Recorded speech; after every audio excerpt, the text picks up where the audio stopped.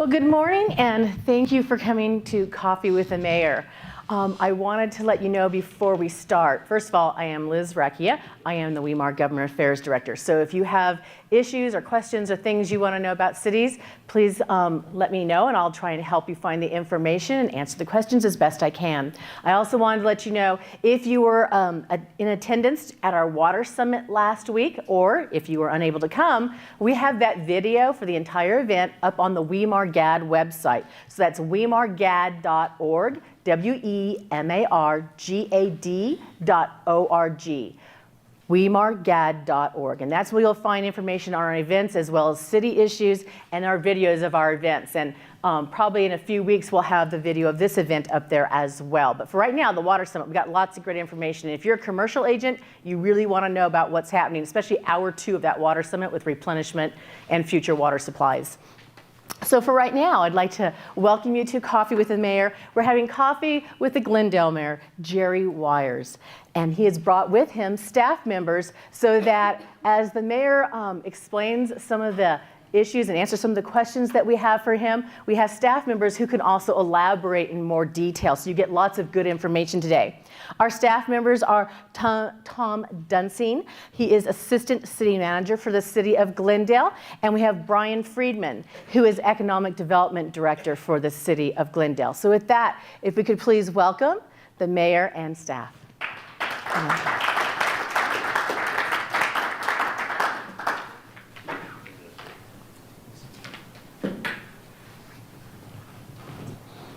Okay, Mayor, you can sit right here. Right here, right there.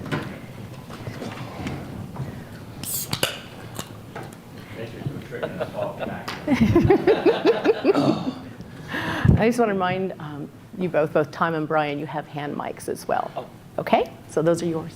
You don't have to share. Yeah, I remember being in school. If you sat in the back, I remember you're the ones that usually didn't pay attention. So. And you don't want to make.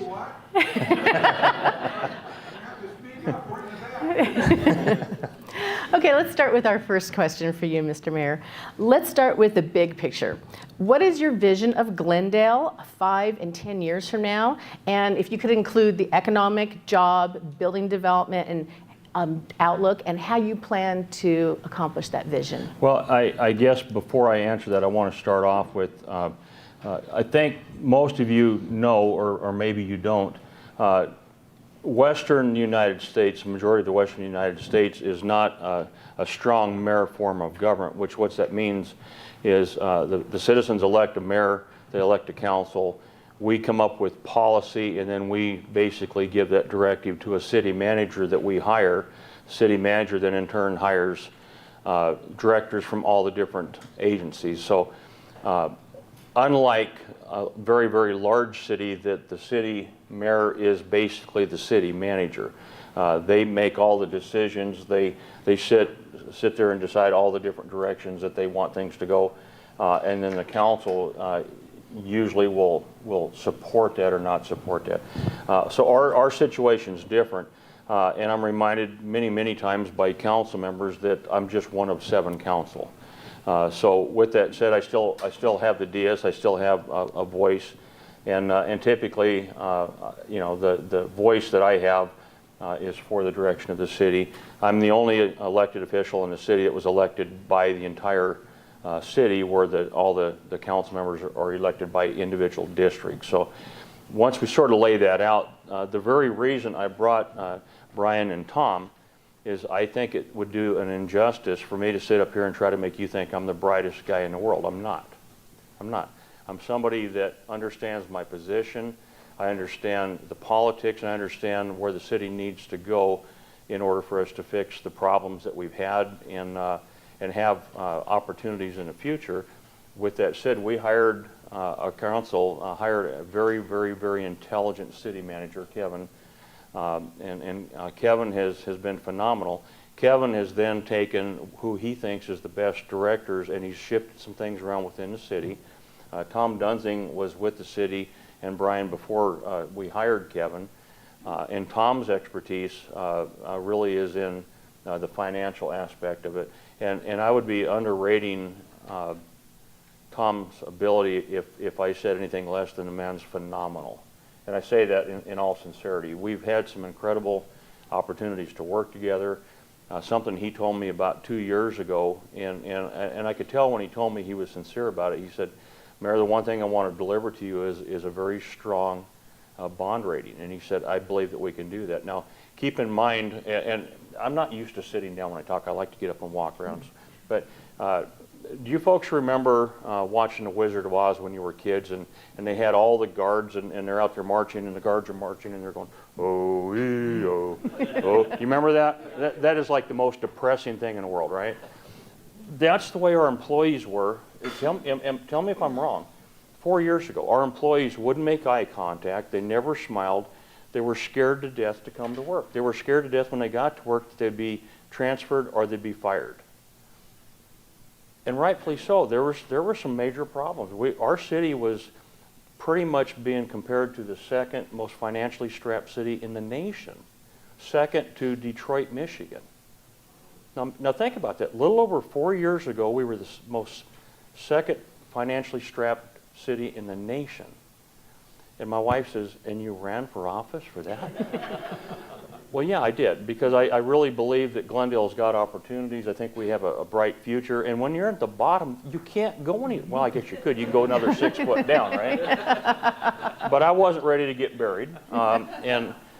So we kept this momentum, kept pushing and pushing. But I realized very quickly that we have to set an example for our employees. We have to get the employees to quit singing that OEO song and start holding their heads up and being proud of where they work and what they do and what they accomplish.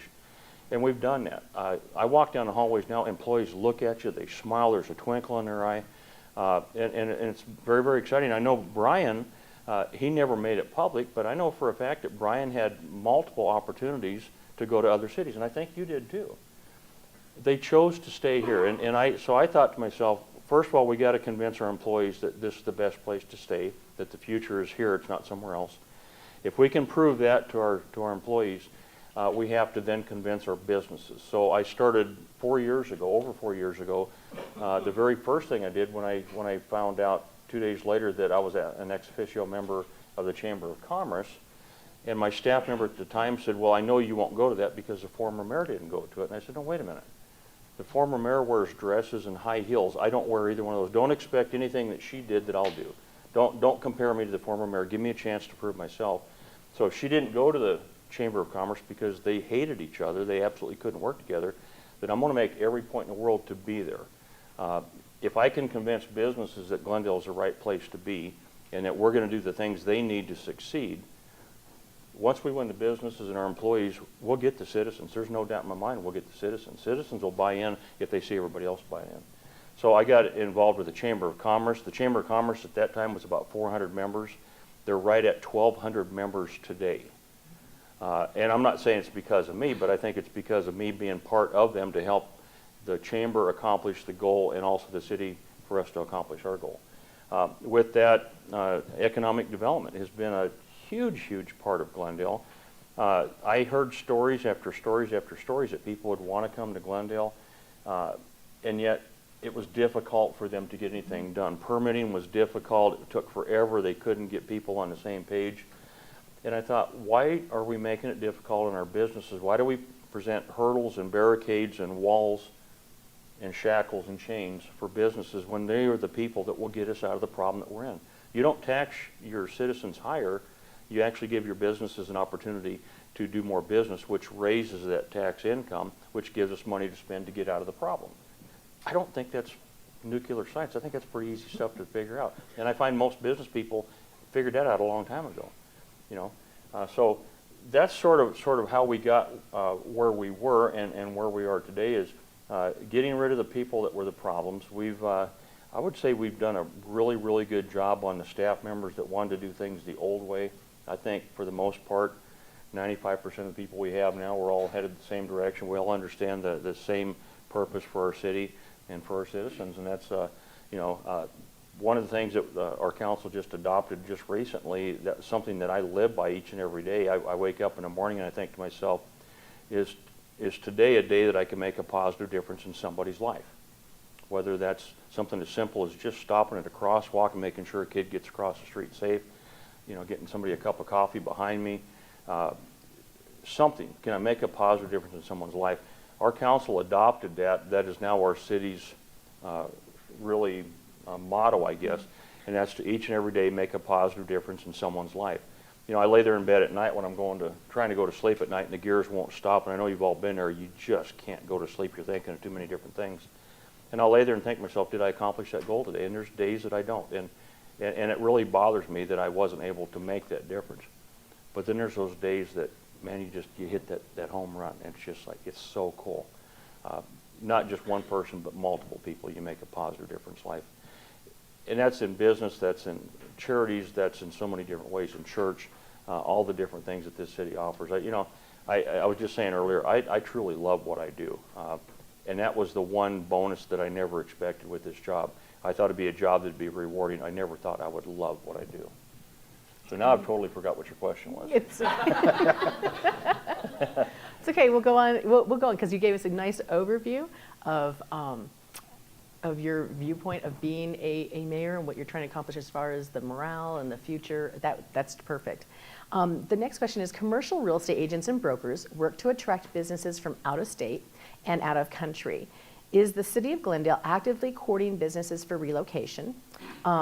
Our commercial agents tell us they sometimes need timely rezoning for companies needing flex space, light industrial, or research space. Does the city have a process the companies can access so the rezoning applications can be processed quickly and economically? And how do foreign free trade zones help in your economic development? Okay, that's a lot. It's a lot. I like to tell stories when I'm asked a question. Stories tend to relate better, right? And this is a true story, and Brian will, I'm gonna tell you part of the story and then let him finish it up. It was about 3.5 years ago, I think. About 3.5 years ago, we chose, and you're all familiar with the Coyotes saga, right? It was right after the Coyotes, the council at the time decided the Coyotes was staying. I was a no vote on that deal. But at the same time, understanding that that was a decision the council made, I said, you know, I want to do everything in my power to try to help make you guys successful. And so with that, we worked out a deal where Brian, myself, who?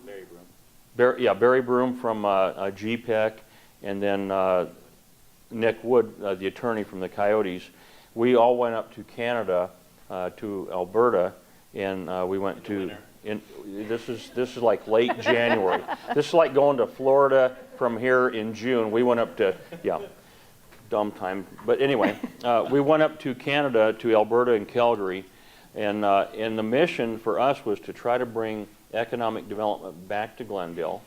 Get out and meet the mayors. Got a lot of press time while we were up there, several print, TV, radio, and we actually were successful. We got one business to come down here and open in Glendale, which I thought was phenomenal. But at the same time, got a chance to talk with the other hockey owners and some of the challenges they had, and try to get past that part where I knew that our city couldn't sustain, we couldn't afford what the council at the time approved, this $15 million a year. I knew we couldn't support that, and I thought rather than trying to tax our way out of it, we need to try to get more business and try to grow our way out of it. That's not how things worked out, and you all know the story about the Coyotes later on how we renegotiated our contract. But yes, why we were up there doing that and trying to bring business to Glendale, at the same time, there's a little tiny building along 101 called American Furniture Warehouse, right? If you're going 65 miles an hour, it takes like 3 minutes to cover the whole thing. While Brian and I are up there, we're actually on the phone, and I'm talking with the gentleman from American Furniture Warehouse. He's done. He's ready to pull out of Glendale. They had sort of made the commitment to come, but not quite made the commitment. And they were upset because we had to deal with county, we had to deal with state, we had to deal with Phoenix, we had to deal with ourselves, Maricopa Association of Governments, APS, and SRP. Had to get all these problems toward they could open up their business. And I'm telling you, it was a huge deal.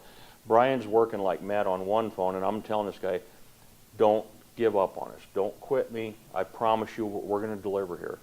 And before we got done, this was late January, and I said, when do you want to open? He said, well, we're looking at probably November. And I said, I want you to open by my birthday, which is August 26th. And he said, there's no way we can do that. And I said, we will do everything we can with permitting to make sure that's possible. And he said, we can't get it done that fast. I said, then it becomes you guys, not us. We'll have our part done for you to get that done. They opened a week before that. Yes. So it was like 5 months and 1 day or something like 5 months and 1 day for a 600,000 square foot building, permits, everything. Wow. So to answer your question, yeah, we do. Now, I'd like Brian to carry that a little bit further because there's other things going on that we can't actually say the names of the businesses, but there's some really, really exciting things happening, folks. In the next very few months, you're going to start hearing these and you're going to go, wow. Wow, we thought everything was over in East Valley. You know what, it's going to be in Glendale. It's going to be in the West Valley now. Thank you, Mayor. And that was a fun. Can you pick up your mic? So You just take it out of the base. Yeah. All right, can you hear me in the back? Right, okay. That concludes my presentation, no. Just really the trip that the mayor was referencing, you know, when you get an opportunity to work with people, what I would say, it's no different than you all. You have a client right in front of your face. You know what he or she or the family is thinking. You have to interface with them. You go speak to a third party who is really detached, doesn't care, completely, you know, non-responsive, and it's just such a stress-invoking experience, you know, and I lived that experience professionally, and I know the mayor and Tom in his role, I'm really, really thankful for that, by the way, for both of them to be here, because when you have kindred spirits who really understand the, like you all do in your profession, that you can't remove the humanity from the experience. And so when the mayor's on the phone trying to do what he can on the political side with the C-level executives, and I'm on as a technician working with the other registrants trying to get the building constructed and over the power, sewer, water, roadway issues, it takes sort of a triumvirate of things to do it. And when you clear things at the top politically and they engage the right kind of people like Tom and Kevin, who have different experiences but in the same family of things, you have the politics that sort of the paving the way, the water, sewer, and the power is the financial purse strings to my right, and then what it makes is shovel-ready lots for people who are technicians like me to do something with a party that actually is an end user. And so that's how I would explain that. And in my 18-year tenure, what has always been a difficulty, or some bit more difficult at every level, with all of these items, is that wasn't done. There was no unison. There was sort of this, we're on the second floor of City Hall where most of the technicians are stored, and it's almost like there was this experience of not having to, you know, share a full story of what the client's expectation was, how the open market really works. You know, we're not in charge. The client with the cash, the dream, the vision, they're in charge. It's not the council, it's not the city manager's office, it's the client, it's the end user who we have to you know, associate and make sure that they want to come and they have that belief system. And it's the triangulation of these things that are the reason why Glendale's pulled out of its history, because it is what it is. You don't get to the second to the bottom of the pile for any other reason than that's where we're at. And at the same point, you know, you don't get a triple bond upgrade last year if it wasn't for the policy and Tom's hard work with the restructuring and reorganization of the city's entire financial structure. And then a subsequent one, I think last week or 2 weeks ago, we lose track of time. But what it says overall is it sends, although not spoken, a resounding, perceptive vibe through the marketplace. And that's why we presently have 2.8 million square feet under construction in the city, non-residential, full commercial, industrial. And it is nice to see that happening in the millions again. We have a couple million more in abeyance that we expect through the process here shortly. And when you're adding many, many millions of square feet at a time throughout your whole city, especially the Loop 101 and the 303, which I think we'll get to later, it really begins to change like you say, the emotive part of the employee experience, who then touches people differently, clients and end users differently, because they're happy, they're proud, and it matters, like that emotional component part of, your day experience blends into your home life at night, and then everything's sort of yin and yang. It ebbs and flows, and it's all part of a systemic, healthier feeling that, trust me, on the postmortems when we ask why we've lost or not been selected, because it's not site selection, it's site elimination. Everyone else got eliminated. You didn't get selected. And it's important to remember that. We didn't win, everyone else lost. And so that's what I would leave you with, is trust me, that's what they think. You're the last loser standing. That is honestly what they think. And so it is exciting to hear that, the notion of putting together the C-level executives that when we do and we need to do things like we did at the Media Center last week, a couple times actually, when we're meeting with very large end users, we purport differently. And when we meet with clients and we attach them to recent locates of other CEOs and who've made multi-million-dollar investments in our community, in fact, 493,000 of square feet of office, or 10% of our inventory, was let last month. And that's a significant finding, not hitting the media yet, but it soon will. It sends a resounding message about your marketplace. And when you connect them with past CEOs who just invested and you promise them things and they go through the system, we no longer have to speak for ourselves. We make a deal with the inbound folks who are agreeing to invest in our community collectively, that as long as we do what we say, you agree to meet with future C-level executives who are considering Glendale, and you agree to tell them what the experience was like, from workforce to the construction process, and we kind of buy a friend that way, not just in the moment, but ongoing sort of the business retention expansion component part of that. And that has been 75% of the time the reason why we've won.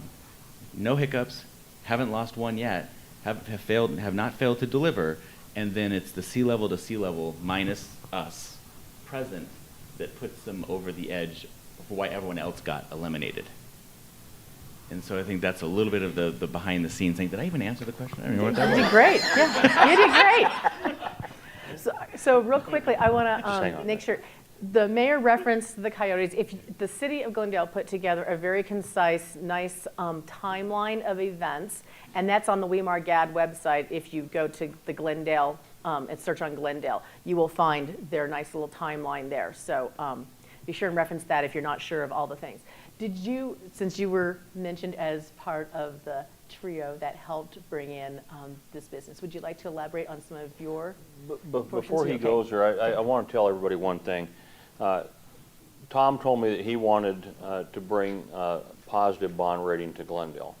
And literally, I think it was about a month ago, 5-6 weeks ago, sitting on my desk is a bottle of A1 steak sauce. A1 steak sauce. Apparently, I bet somebody a steak dinner somewhere, and I didn't. I said, "What's this about?" And they said, "Well, actually, it came from Kevin's office, city manager." And I said, "What's that for?" And he said, "It's for the bond rating." And I said, I don't get the correlation." He said, "You just got an A1 bond rating." Yeah. Oh, nice. Yeah. So that is in my trophy case. I guarantee you, I haven't opened it. But Tom, if you would. Sure. Can everybody hear me? First off, thank you. I love coming out, talking to groups, kind of telling our story because it's a good story. As far as where we're at, and we'll hit some of these in a little bit more detail, the coyotes, our financial situation. But as far as economic development, I can tell you that is a core pillar to what we do, and it should be, because economic development really drives the services that you can provide. It puts police on the streets, fire on the streets, it beautifies your parks. It is absolutely fundamental. And like the mayor was saying, really good leaders surround themselves with good people. And that's what you're going to see. There are a lot of really positive developments coming. I can tell you it's as a result of the mayor pounding the pavement and then delivering it to Brian to deliver it. I've never heard last loser standing. That's hilarious. But just know from a city manager perspective, it is absolutely key. And as we kind of get over this financial hump and kind of go into a strategic mode, in other words, very calculated in what we want our city to be, just know that core to that is really our economic development efforts. Well, that was short. Yeah. So let's talk about community facilities districts. It's a big deal in our industry. One of the things that our agents, yes, it's going to go. Agents try to find when they are helping a buyer purchase a property or a seller sell a property, we need to make sure that that disclosure is made about if there's not just a CFD, but other special assessment districts. So with that in mind, sometimes we'll find that there will be several of these CFDs on one particular parcel. Does the City of Glendale have an easy way for real estate agents and their clients to locate these CFDs and special districts associated with a particular commercial or residential property? Right, good question. Everybody understands the core of community facilities districts, correct? In my world, they are very much regulated. The regulations are changing. They just passed another law in this last legislative session. And I know one of the components to that is really if you have a CFD, they're required to have a website and a searchable website. I'm not quite sure what that looks like. You all may know better than I do, but that's a requirement of state law. For some of us that may not know, could you very briefly tell us what a CFD is? Absolutely. CFD, Community Facilities District. Basically what that is a separate legal entity. So in other words, you've got the city, which is, we're a legal entity. We've got a board of 7, the mayor and council, and then staff. A CFD is a separate legal entity. What this legal entity has the ability to do is to borrow or bond for public infrastructure. An example is if you have a certain area that is under development. Developers, this is a tool for developers. What they would do if they want to start a water utility, they could go out, and if they have a certain percentage of landowners that agrees that this is a good thing, I'm willing to pay for it, they have the ability to form a community facilities district to go out to the market, and you have to go through the city, but to go out to the market and basically issue bonds. And you can issue bonds to build public infrastructure, parks, water utilities, streets, police stations, fire stations, and the such. And just know that typically the way these work is when they issue bonds, they could issue general obligation bonds. And how are they paid? They're repaid through your property tax bill, right? So those within the CFD, within their property tax bill is a levy by this community facility district's board on their property to repay the amount that they've borrowed. Is that? No, that's great. That's great. So it opposes a fee that comes out in our taxes for improvements. I get it. Yes, sir. And there's a couple of different types of debt that these community facilities districts can issue. They can issue general obligation bonds, revenue bonds, and the such. But really, the short story is it's the responsibility of the property owners within this CFD to repay that, to pay the principal and interest payments on the amounts that they borrow. And again, it's a developer tool. Within Glendale, I'm only aware of 2 CFDs that were formed. They were formed around the Westgate entertainment area when that whole thing was being developed. Beyond that, if there were CFDs, we would actually have to disclose that in our financial statements because the mayor and council has to appoint board members. We now have a relationship. We do not have a financial commitment because of this money that was borrowed, but we have a relationship, and we actually have to disclose legally that relationship within our financial statements. So the question was, what's the easiest way to determine if a property has a levy on it to repay a CFD debt, right? There is no magic bullet. The best way to do it is to go out to the property tax bill. In other words, the county treasurer, take a look, pull up the property tax bill on a particular property and see if there is a CFD levy. It's under the section of I believe, special levies, or it's a separate section of the, you all know it better than I do. I also believe that in the MLS listing, There's a requirement to disclose if a property is under a CFD. I don't think that's bulletproof. It's not as bulletproof as the county treasurer, but that is a way to do it too. And I guess the third thing, and I sort of alluded to it a little bit earlier, you can always reach out, call our finance department and see, do you have any CFDs within the city? They would be able to do the research for you. And it's easy for me to say that because the finance director's not here. But the old one is. Yeah, I'm the old one. But that really is the best way. I'm not aware of the new legislation that just went through. I've got some notes here. It is Senate Bill 1480. And under that, it has a requirement, this is state law, Arizona Revised Statute, that CFDs are required to establish and maintain an official website that is electronically searchable by the public and contains a database of specified information. I don't know what that means. We don't have them in Glendale, but just you know, from your point of view, just know that legislation exists out there. Thank you. And you can, if you go to the WeMarGad website, I have a summary of some of the legislation, and that is one of the items that's on there, so you can link in and read that bill itself. There's a link to that bill. Thank you for that. So staying with the disclosure issues, real estate agents and brokers need to also disclose property that's around Luke Air Force Base. And there's the noise contour maps, but sometimes it's very difficult to figure out if the parcel of land that your client is interested in purchasing is in or out of which zone, and if it's a buildable lot or parcel or not.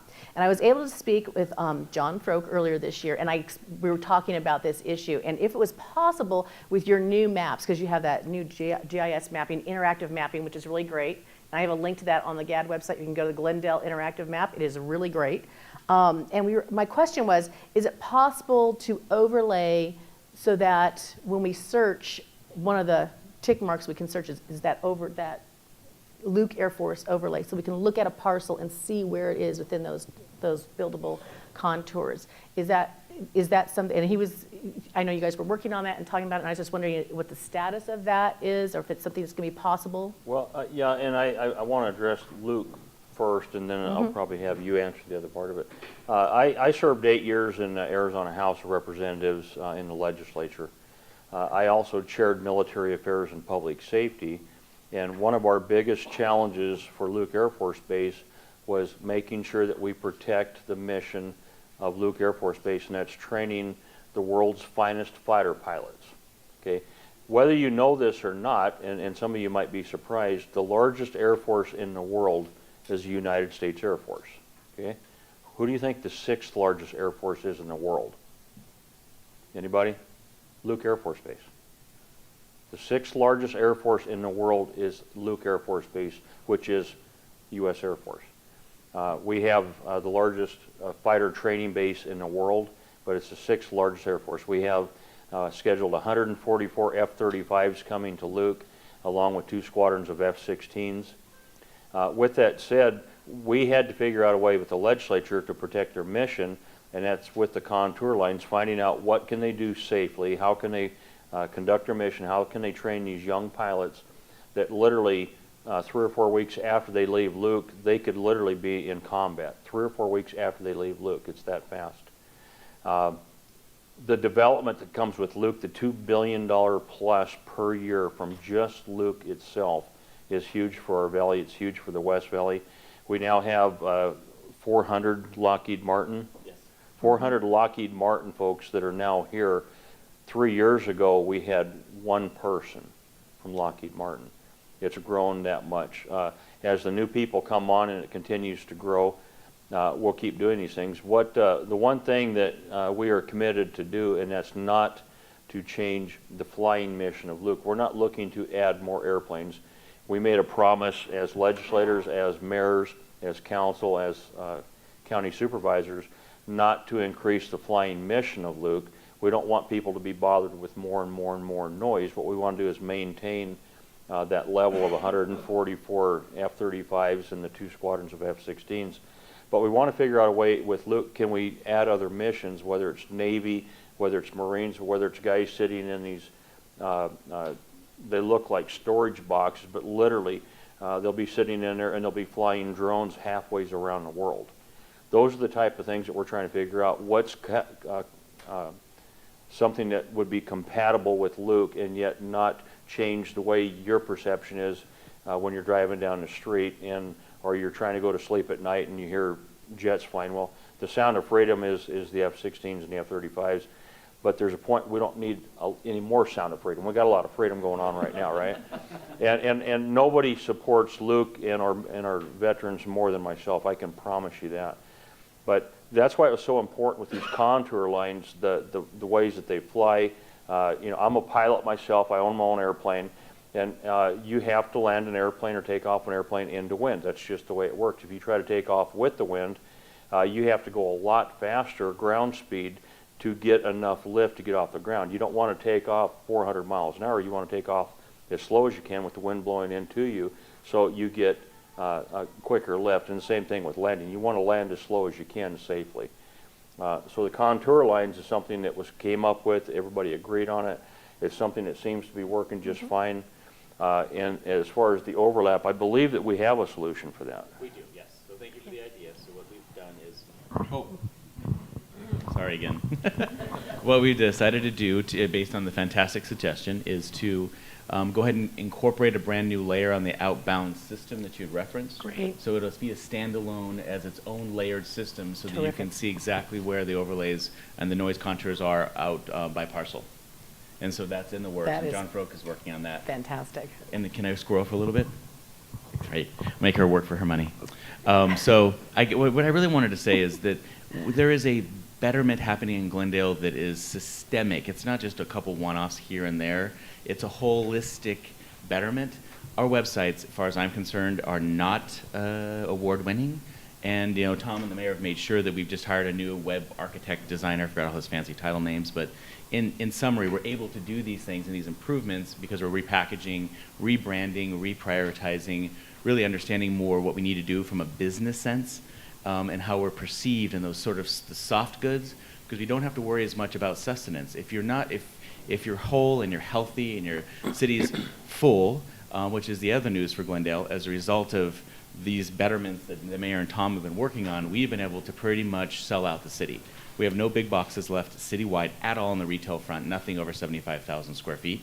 The one building we have at 59th and the 101 that's at half demised is under NDA. So that's really it there. We're about 7% citywide for CoStar on retail. Our industrial is at 2.8%. We have absolutely nothing on rail, and that's about 8 or 10 points lower than the valley average.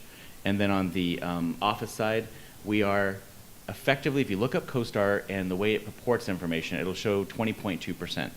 Absolutely not true. Present day reality, isolating Glendale only based on the 493,000 square foot last month, it's 14.8%. If you look at the stuff that GPEC, Greater Phoenix Economic Council, who we partner with on the business attraction side, or ACA clients would look at, anything over 20,000 square feet as a single standalone building or office space within a large office building, 2. First floor of Bechtel, ish, that we just retain them here in our city. And the second place is the 3rd and 4th floor in parts of Westgate on the west side of the building. Those are the only 2 places in the city of Glendale at this moment, based on last month, that we can welcome new companies because we are sold out. And so that's the good news, is we have really, really large first world problems in that we've got the revenue and Tom's counting it, and the mayor's able to then dole out the services to the citizens based on the new enterprises that have joined our lineup, which are significant. But now we're out with GPEC and trying to build new office space, primarily out along the 101, because that's where the market wants to go. Mm-hmm. It took us forever to manage the old Honeywell building in Telavi, south of Bell, and it's been to the altar 50 times, at least, because it's off the freeway. The only thing that office space is wanting, the end users, is they want their sign visible to 150,000 passerbyers a day. And they're not alone. Retail demands it, and even multifamily. I can't even get Mark Taylor to look one-offs off the Loop 101 on the manufacturer. on the multifamily housing. So it's interesting, the predominance, the preference is so heavily market-driven to the freeway that if I said 10 to 1, I would think that would be an understatement. They just won't look. Right. They don't want to come. If I could add on to what he's saying, and I can't use any names, can't go into any specifics, but less than 2 weeks ago, I was asked to go to a meeting that literally was out in the middle of nowhere, and I swear it was out in the middle of nowhere. And when I got out there, there was representation from the state of Arizona, from Maricopa County. We had a large contingency from Glendale, and we had an entire group of folks from a business from back east. I can say New York, right? Yes. Tell me if I can't say New York. You can say New York. From New York. This development, my understanding is it's down to 2 places, Glendale and one other, East Valley. We seem to be on the very leading edge, and this potentially is close to a $500 million project, brand new, ground up, that will be, was it 400 jobs? About 400 new jobs. And yet, I'm not at liberty to tell you who it is or where it is. And I can tell you that's only one thing. There's a dozen other things I can think of that are just as big, that are all happening all at the same time. And that's economic development that's partnering with GPAC. It's operating also with the state of Arizona. So, you know, everybody understands for us to continue to grow, it's brand new buildings. It's not taking over existing buildings. Yeah, and it's interesting what the mayor's talking about. Project Daisy and Project Q were last week and over the weekend, and Kevin approved those topics for me on Monday. And so there are so many of them happening now because of perception. You know, and that's one of the things that I would just want to say, that it's, in the end, Peoria is not that different at Northern on the 101, north of the casino, as Phoenix is with John F. Long just south in Algodon. It's the same workforce, it's the same freeway, same basic costs, same land costs, same. So what is the driving difference? Why is Cabela's coming there and Tanger and AFW? Because believe me, they're looking all up and down saying, well, you're not as handsome as that guy and that guy, you know, because it's about elimination and you're not that sexy. And so They don't say that to me. no, ever me either. I'm just enjoying your guys' company this morning. But if you really knew how brutal, I mean, maybe you do from your client base, you know how brutal clients can be. Try being the government when that your sort of humanity is removed, because you just represent a non-living entity, but you're the face of it. I can't imagine what some of the things that said to the mayor, but I mean, I have been told such. How much time do you have? How much time do I have? I'm really enjoying this. Well, okay, let me switch back to one other thing since I've said that. One thing that I think the mayor is doing exceptionally well, and it just sort of dawned on me of late, is he's putting bilingual and trilingual people in the right positions. What I mean by that is, within the city of Glendale, we've typically rotated in positions. Tom's the finance director and the assistant city manager, past position. So I used to work with Mickey Lund years ago as head of special projects, more on the hard side, engineering, architecture, planning side of the house. And so my job was to build, prior to Tom and the mayor joining us, was the stadium's construction and the arena's construction. And I was the city's forward, the project manager, representing all departments. And, you know, the fact that I'm still there, but I'm on the forward side of the house now I'm really internal affairs. Because really, my old colleagues that are still there working with me, they remember me as a technician like them, but I'm representing the forward side of the house.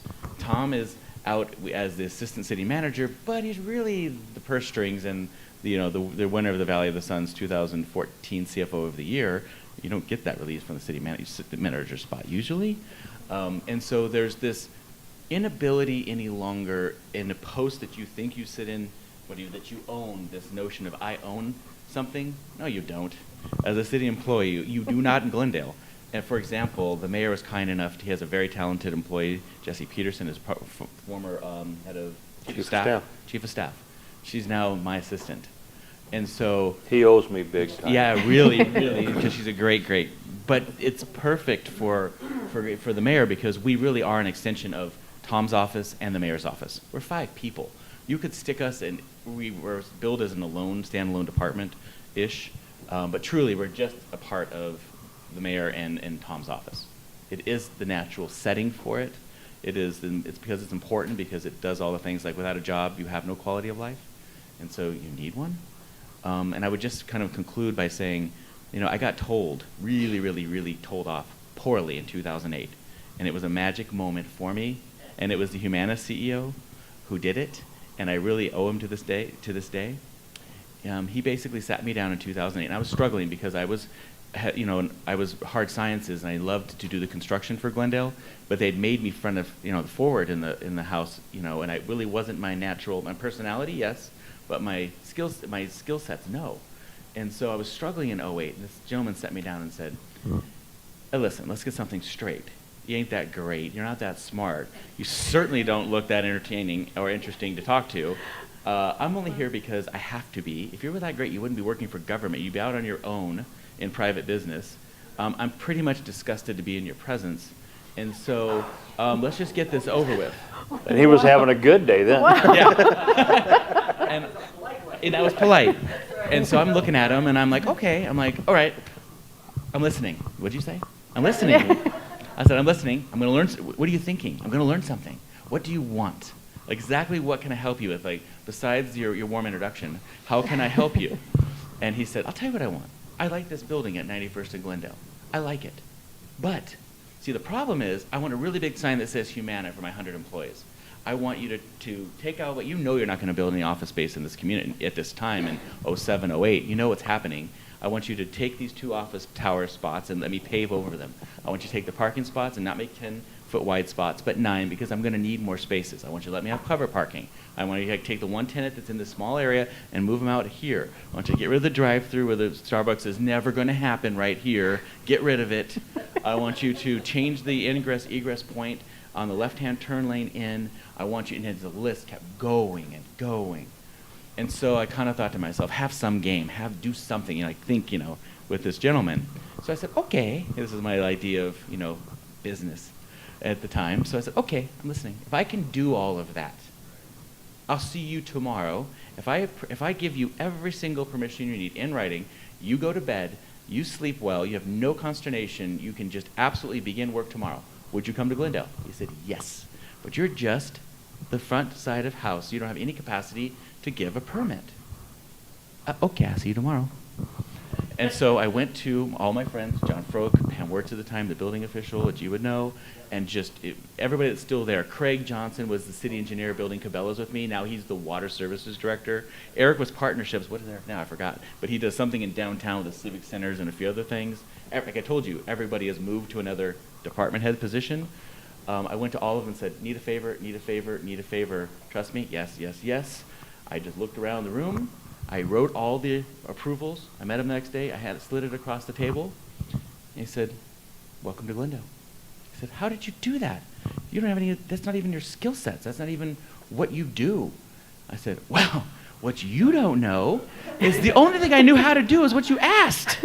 I'm the old head of special projects. This is all anything I know how to do. So from now on, if I know that's what business wants, I'm just going to give you guys permits all day long. I didn't know that's what you wanted. So in '08, we shifted our paradigm to listening and permit giving. 2 things. Speed to market. Speed to market. And so that was it. What do you want? We're listening. I give permits. And so that's how we are in the position in Glendale now of full, effectively sold out relative to all areas of what we have. We have 9 properties in the city of Glendale office-wise greater than 10,000 square feet. 9 of 5.1 million square feet. And so I think hopefully with this little bit of background and juice about why I think things are happening is they're clearing the way politically perceptively above, and it's letting us mature in our spots, take different posts, become bilingual in our appreciation and our empathy and our introspection for what we do for our community, and that we're in service roles, and that our job is to give a permit and help someone. And we're trying to do what we can to emulate what the mayor and Tom are setting up. And I think I want to cap that before your next question. And I think what it comes down to is between our city manager, Tom, Brian, myself, it's a matter of trust. We each have to believe that the other person's capable of doing what we know they can do, and that they will do what they said they'd do. And so each and every day, it's that matter of trust that you do exactly what you said you'll do. It's kind of like the football game, the coach, okay, last week you won, what are you going to do for me this week? It never stops. You have to continually keep proving yourself every day. And this team has showed that. You know, I'm a strong believer in my office with Carrie, Tammy, and her. We just hired a new girl, I can't remember her name.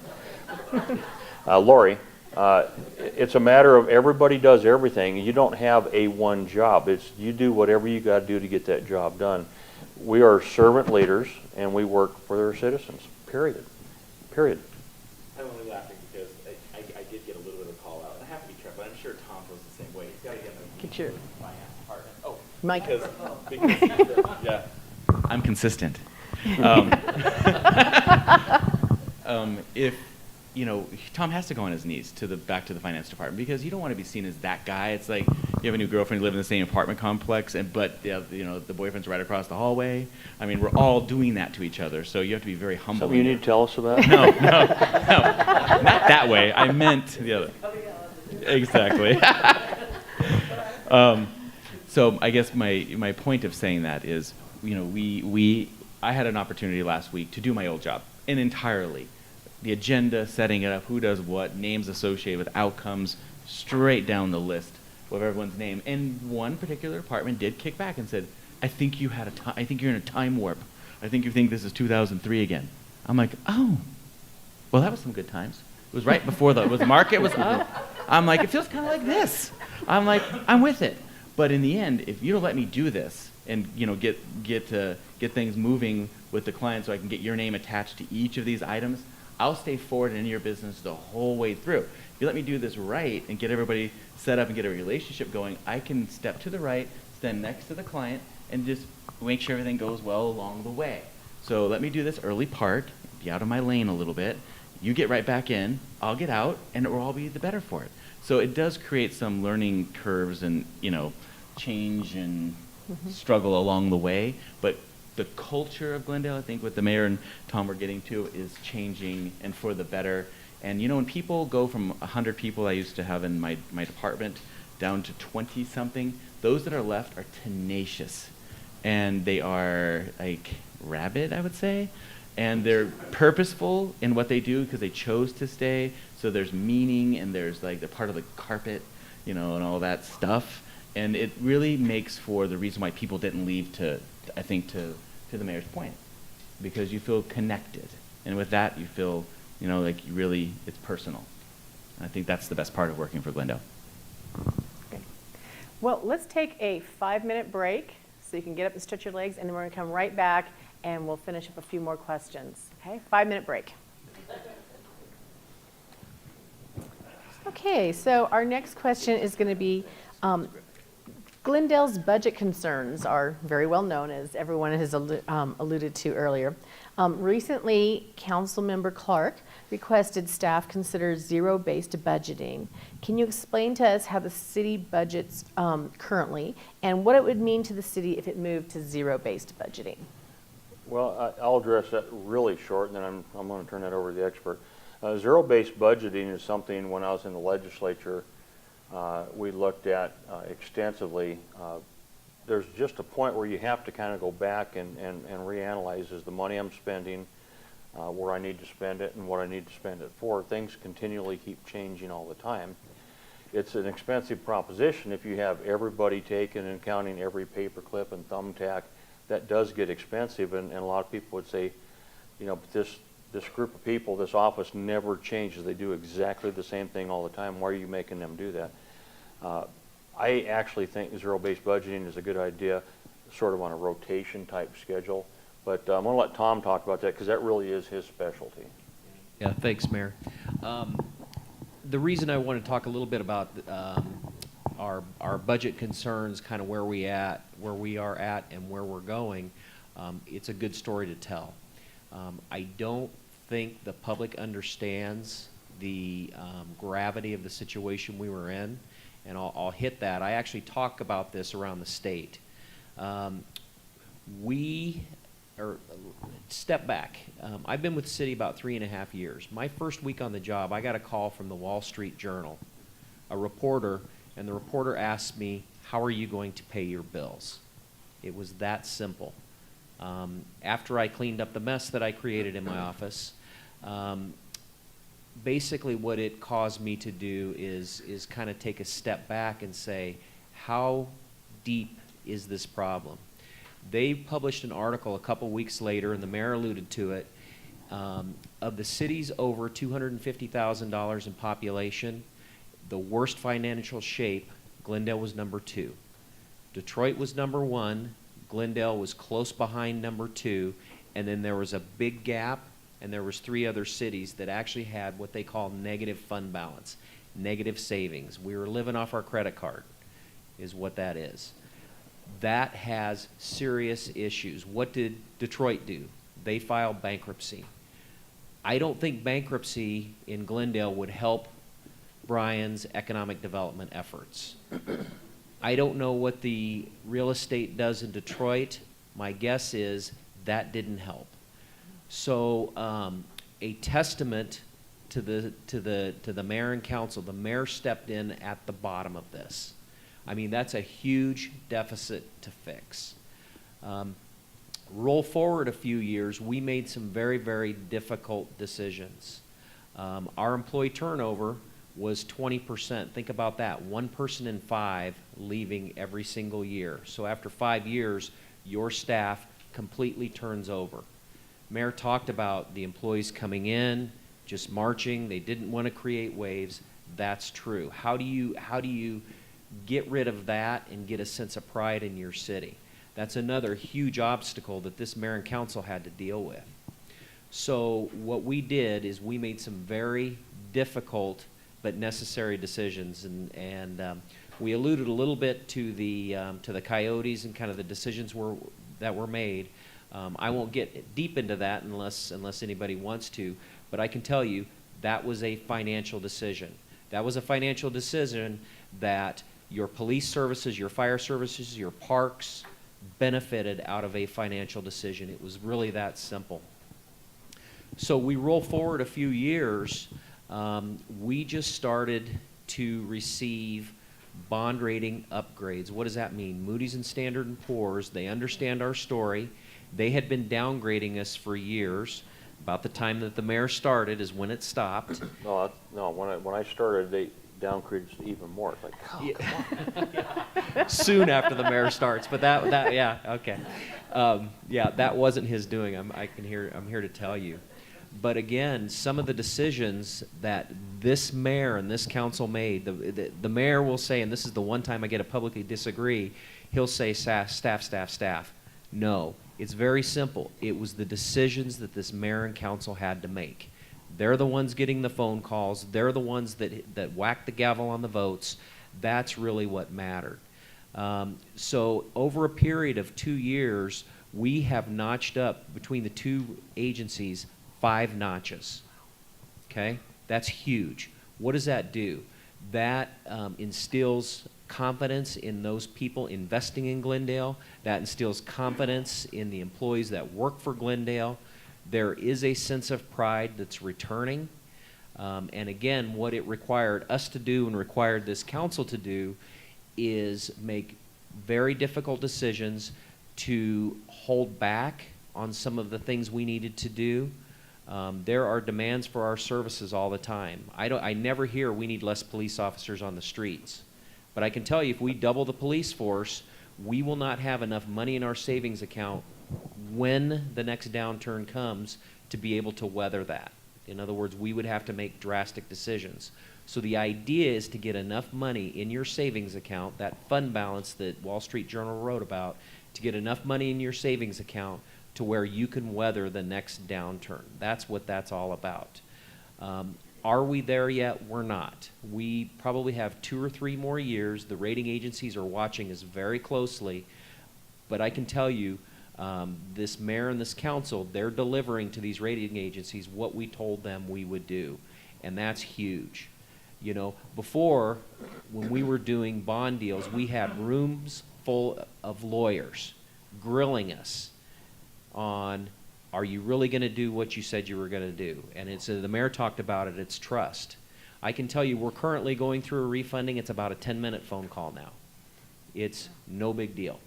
And so that really is the trust that is now instilled in our investors in our bonds, but we're seeing that kind of permeate now through the organization and hopefully through the public that okay, they are on solid footing, they will be able to provide the services that this public expects, and really they deserve because they pay for it. And so at the end of the day, we are now able to go from a financial crisis situation to where we're relatively stable, and now we can get in more of a strategic mode. So we brought Kevin Phelps in, who's developing our strategic plan, and within that strategic plan, we're now able to say, what do we want to be? What do we want Glendale to look like? How can we get tactical about this? And it's a really, really good feeling. But let me tell you, it was a lot of hard work, a lot of anxiety. I'm only 25 years old. Over the past 3 years, and again, it's the mayor and the council. Mayor will say no, he'll get it and he'll disagree, but that's the truth. And so you really need to know that. Let me hit zero-based budgeting. Well, but before you, tell them the results of what we've done that just happened, to throw in a refi. Right.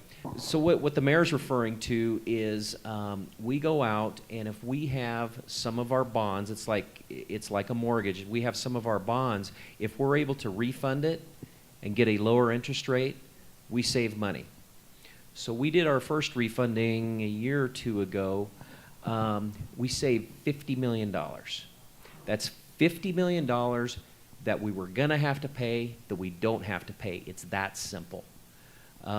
Recently, and what Mayor was pointing to, we recently did another refunding. We had bonds that were eligible to refund. We went out to the market just within a period of 2 weeks, $2 million.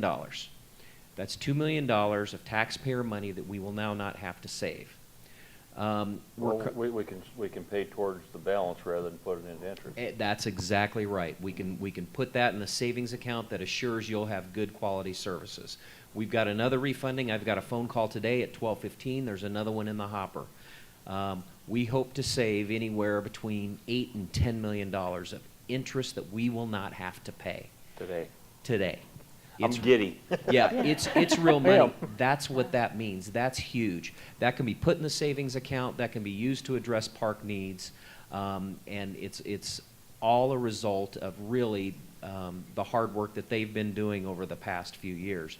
And for me, the finance guy, it really feels good. When I told the story of the Wall Street Journal and kind of our fund balance was negative, which, by the way, we've turned that around to the tune of $64 million. So we're negative 29, we're now positive 35. That's a $64 million swing. When we told that story to the finance directors, from cities and counties and governments from around the state, there was a gasp in the room. They had no clue. So it was a really serious situation. Now, zero-based budgeting. Now that we're able to get strategic, the concept of zero-based budgeting has been thrown out. I'm kind of a believer in the mayor. It has its time and its place. However, it is very complicated and very expensive to do initially. It takes a lot of resources and a lot of analysis to do it. And so I'm kind of in the mayor's camp where there are certain areas where zero-based budgeting makes sense. There are certain areas where police services, zero-based budgeting makes less sense because we are going to provide police services. You shouldn't have to have a police chief that wants to go in and defend putting officers on the streets. That is really a foregone conclusion. So there's nobody that I know of. I've been in this business for about 25 years. There's nobody I know of who does pure zero-based budgeting. Typically what happens is it's a hybrid. Zero-based budgeting is basically you justify every expenditure you're asking for. And there is nobody that I know of who does it. There are hybrids. I would say the process that we use in Glendale is a hybrid, meaning we take a look at what Brian has received, we take a look at what he's spent, but then we grill him. We say, is that necessary? Is that really toward the goal of what you want to do? And so typically what's appropriate for governments is a hybrid approach. My hunches will kind of be evolving to a zero-based budget, but I just want to be very clear. it may not be the best process for all the services that you provide. And I'd like to add one more thing to the earlier story about. This is the disagreement again. No. This is the severity of how desperate our city was, and again, I like telling stories, true stories, because it's easier for people to understand. I was sworn in on a Tuesday night. Wednesday morning, they had meetings stacked up for me, and quite honestly, I don't remember any of the people the first couple weeks. I don't remember. I literally, it was. People always use this example of drinking out of a fire hose. I was standing under Niagara Falls trying to drink. It was overwhelming, to say the least. And they took me into a room the next morning, the second meeting that I had. I still don't know where the room was. Closed the door, and they said, "You need to sit down." And I said, "Okay, this is the way my wife starts something, and it never comes out good. You know, you need to sit down. We need to talk." And I sat down. They said, "We have to go and declare bankruptcy." Now, I got sworn in less than 12 hours before that, okay? And I said, "No, we're not going to do that." "Well, Mayor, we don't have a choice." And I said, "I totally 100% disagree with you. You've got lots of choices. You have just refused to exercise those options. You didn't like those options. You had choices. You just didn't like them. But I can tell you, I'm not a real bright guy, and I'm certainly not an attorney, but I can tell you that a judge would never let us go bankrupt if we haven't exercised every option that we have available to us. Number one, the thing that I hate the idea of more than anything is raising taxes. We haven't done that, and we could do that.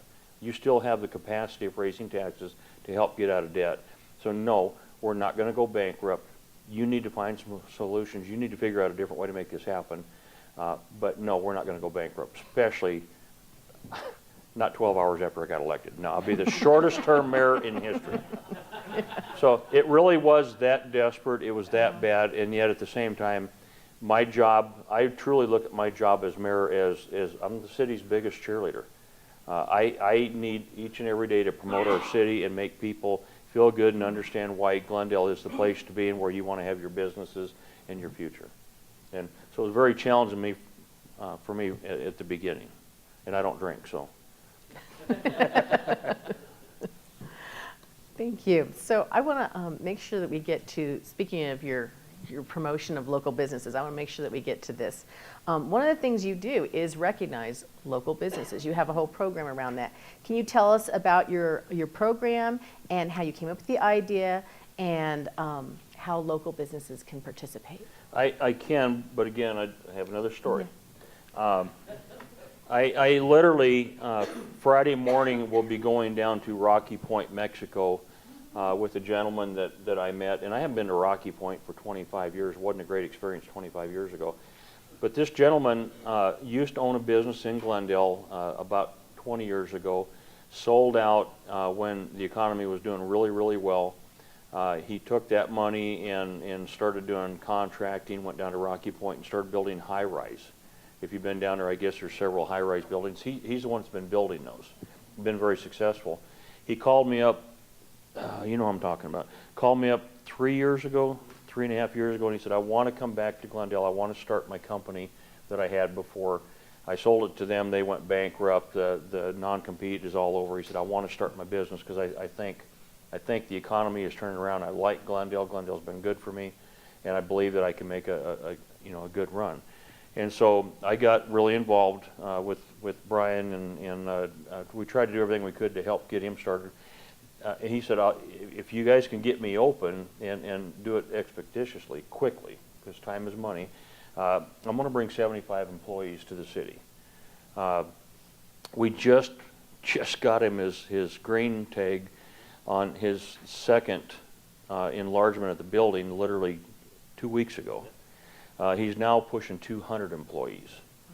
At the same time he's pushing 200 employees, we talked yesterday specifically about the new building, which is going to be 3 times the size that he has now. Brand new building going up, and he understands that there's some things that we can do as far as helping with, and I don't know all the technical part of it, but helping with bonds and stuff like that in certain areas. So we're starting that process. At the same time, the mayor of Rocky Point asked me to come to Rocky Point to watch a baseball game. And I'm like, Not exactly my thing. I'm not, baseball's okay, but at the same time, I understand that trade with Mexico, with Glendale is important. People may not think it's that important, but it's important. Not so much just buying a product, but having the capacity of exporting things that are manufactured in the valley, because we are a total region. We can't just think Glendale only. We have to think of all of the West Valley and the valley. But this gentleman has an opportunity to sell his product made in Glendale, export it to Mexico. And so I went and asked him, I said, hey, I got invited to go to a baseball game in Rocky Point. And he said, well, I've got developments that I've been doing down there. I said, the mayor asked me to go, and he said, well, I know the old mayor, I don't know the new mayor. And I said, what's chances of you going down there with me? So him and I will be going down Friday morning. We'll be down there Friday night, Saturday, and come back Sunday. And it's really a business development opportunity. But if I can get him on good standing with the mayor down there, get the mayor to know me, where he can sell his product that's manufactured in Glendale into Mexico, all that's going to do is just bring more jobs to Glendale. So that's the kind of stuff. I'm not going down there to drink. I don't drink. So, and Rocky Point's the last place I want to be in June. I'd rather be in Anchorage, Alaska. But again, to me, that is the job, and that's to promote the city, be Glendale's cheerleader as much as I can. So your original question, I have a thing that I started almost 4 years ago called Business of the Week. I've owned multiple businesses. I owned a chain of steakhouses. I had an aviation business. You've probably seen me pulling banners. I have proposed to more women than anybody that I know, and my wife helped me do it. She actually helped me build the signs that says, Jan, will you marry me? Susan, will you marry me? Of course, they were all for other guys. They weren't for me. We had a very, very, very successful trailer manufacturing business in Phoenix that I closed just when everybody calls it the Great Recession. There wasn't nothing great about it. It was horrible. But when the recession hit really hard, I was in the House of Representatives, and I just simply shut my business down. I didn't want to try to keep something open and not be able to serve, because I really love serving. And I recently sold my property a couple of years ago, and so financially we're doing very, very well. But I understand that government, the reason I got into politics, when I first told my wife I wanted to run for House of Representatives, she says, but you don't even like politicians. And I said, no, I don't. And she goes, no, but you like hate them. Said, yeah, pretty much. I still do. I don't like people that get into politics to try to make themselves look good. I want to support, and I like the idea of servant leadership. I truly believe of trying to be a statesman, not a politician. I promised my wife on my headstone, if I die before her, if she puts politician on the headstone, I will haunt her forever. Okay? I will. Now, if she puts statesman on there, I'll leave her alone. She'll be fine. But government has been notorious for getting in the way of business, for making things difficult for business when the population seems to think that you can tax and charge businesses anything you want because they can afford it, but they forget who's paying for that merchandise, that material, that product is the consumer. The businesses can't keep taking in all the cost without putting a hike in their product. And that's evident with the increase in minimum wage right now. There's a lot of people really struggling. I've had a lot of restaurateurs tell me they're really struggling right now, that they may not make it. And this summer is going to be a testament to whether they make it or not. So I thought, rather than being that wall or that burden or that barricade or whatever you want to call it that makes it difficult for businesses, what if I try to do just the opposite? What if I try to go out there and help promote that business, even if it's small, but to just simply put something out on Twitter promoting a business that I'm proud of that's within our city of Glendale, somebody that's doing something that I would actually want my family or my friends to go to. And so I'm sort of fussy on that. I mean, if it's something that I don't believe in, if it's something I think is not right, I probably wouldn't promote it. I'm not going to be out doing Kentucky Fried Chickens. I love Kentucky Fried Chicken. Don't take that wrong. But McDonald's, Kentucky Fried Chickens, the mass things like that. I want to do more of the independent, the smaller businesses, the people that can go anywhere they want to. That really truly represent what I think is Glendale. Soretta's chocolates, things like that There's only one of them in our area. That's the ones that I typically try to do. But that doesn't mean I won't do anybody. I'll certainly look at it. We're always looking for people to make recommendations. If there's somebody, no matter what type of business it is, if you think somebody's worthy of Business of the Week, let us know. But as the mayor of Glendale, I tell you, I have to do Glendale businesses. I'm not going to go outside and promote a Phoenix business when I'm the mayor of Glendale. That would be taboo. That just probably wouldn't be the smartest thing I could do.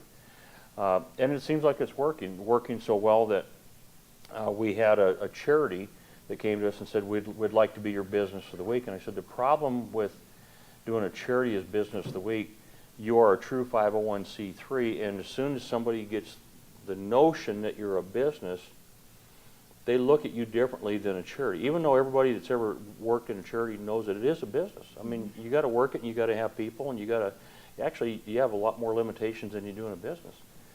So I didn't want to do a nonprofit as a business. I wanted to do a nonprofit as a nonprofit. So we have our charity of the month that we do.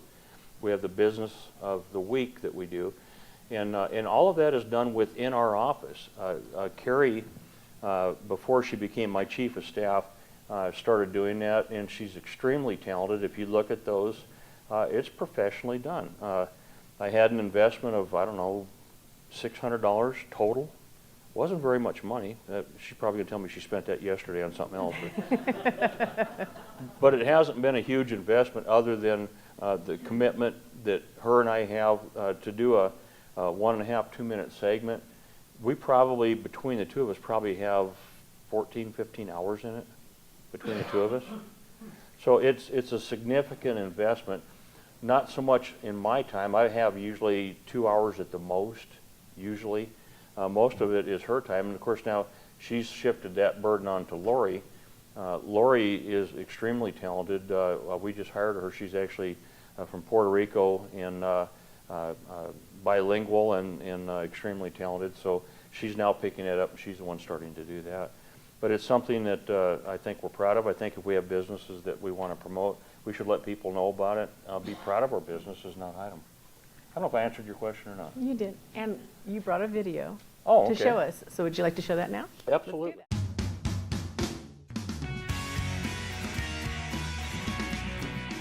From the ground up, top to bottom, we are a service before self organization, meaning that we put the interests of those that we work with before our own. It turns out when you do that, it's really good for business. We have some other volunteer agents that don't have a farming, that have volunteer to help those of you that need help. Today, we're a multi-company organization, family of companies that is also active in commercial, very active in property management. We have 150 agents serving the entire Maricopa County. The building is 13,000 square feet. It sits on 1.5 acres of land. It has a 4,000 square foot warehouse out back that we're developing for a community space. That's something that we want people to do is move to Glendale, and if someone's selling their home, we obviously would like to keep them in Glendale too. And you folks are usually the very first people that make that contact. So thank you so much for what you do. You've got an outstanding business here. Fourth generation native. My grandfather went to Glendale High School, and I was born and raised here. So I've seen just about everything that this market can go through. It's super exciting. Great things are happening. The group down at Glendale has done an excellent job of bringing new businesses here. We're just really passionate about what we do.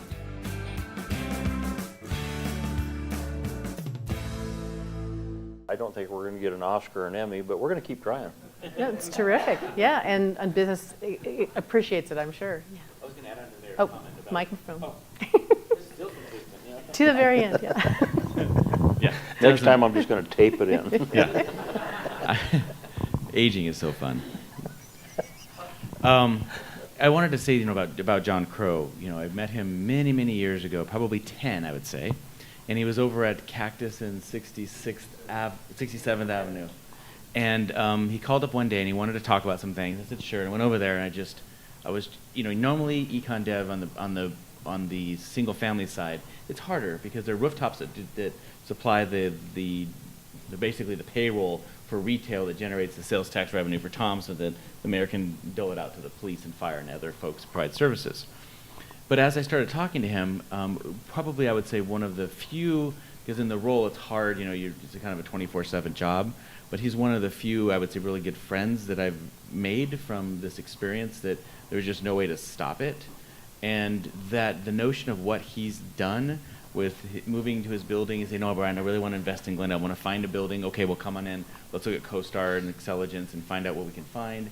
We worked on finding that building together, and I need to get through the process with painting and DR and signs, and we have an ombudsman services role in our department, which is I wanted to pitch. If you need anything in the city, just skip everybody else, except maybe the mayor, and come to us, and we'll try to get you to the right department where we're adept at doing that. It's a little smoother, easier for you, easier for the client, and that's the best part of the job is the relationship component part, which I'm kind of selling here with John Crow.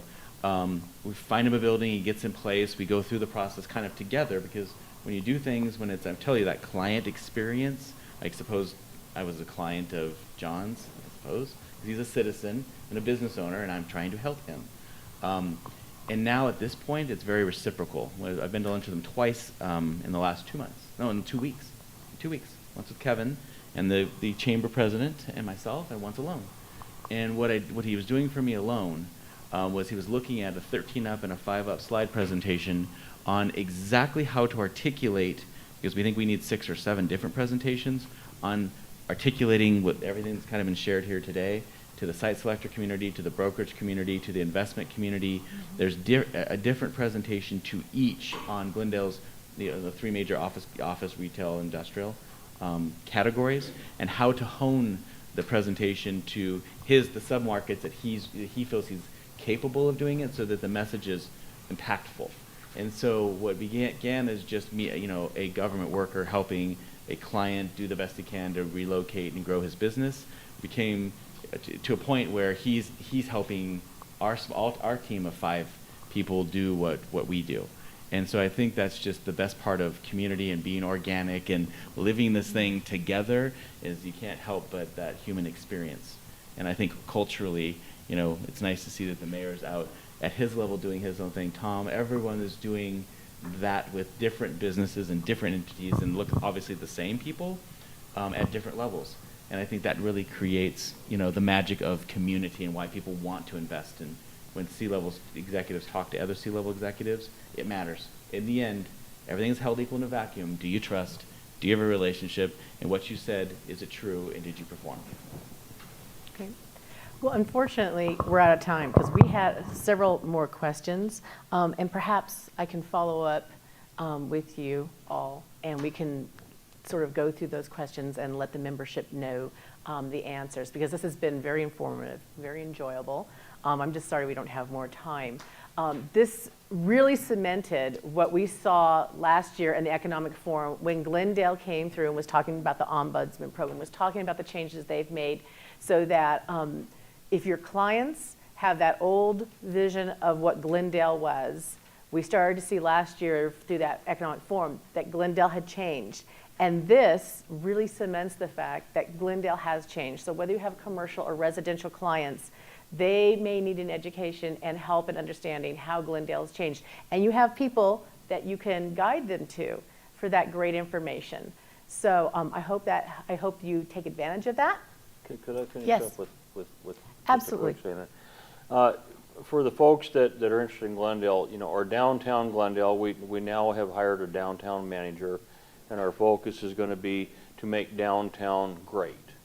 And we have a lot of work to do down there, an awful lot of work to do. But we've taken those steps to have a downtown manager to help manage it, to make the businesses that are downtown and in Catlin Court understand they have to work together, not fight each other. They're all downtown, even though Catlin Court sort of thinks that they're separate. They're not separate. It's all downtown. Arrowhead Mall. They're one of the. I can't tell you the details. They promised or told me not to tell anybody, but they are extremely successful. They put a very, very large amount of capital into remodeling that just a year ago. And then you start looking at Loop 303. We have 5 miles of frontage on both sides of 303. We only have 3 miles on both sides of 101. So when you start, did I say that right? Mm-hmm. Yeah. when you start thinking of what we've been able to do out at 101 and the development and all the things going on, just imagine the future with 303. And then start thinking that Maricopa County is the fastest growing county in the country, in the entire United States. The West Valley is going to far outnumber the growth of Phoenix and of the East Valley, far exceed.